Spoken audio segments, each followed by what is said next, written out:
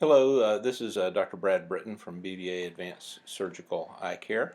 I'm going to show you a procedure here. We're going to perform an eye LASIK or IntraLase LASIK on a fairly highly myopic and astigmatic patient. Put the suction ring in place and center the meniscus so that it will occupy the entire ablation zone.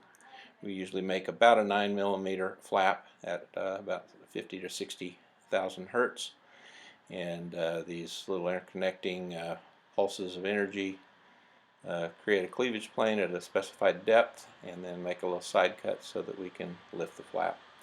Then we move the patient under the Vizx laser, loosen the edge of the flap, and then use a device to be able to completely separate any adhesions and then lift the flap, leaving a hinge superiorly out of the area of the ablation. On myopic customized treatments, we're using a customized treatment on this patient where we will use pupil tracking. The pupil tracking device on this is extremely helpful in that it keeps up with microsaccades and keeps the patient well centered. We used to have to do this manually, and now it's done automatically by the laser with the pupil tracker in place and the customized treatment.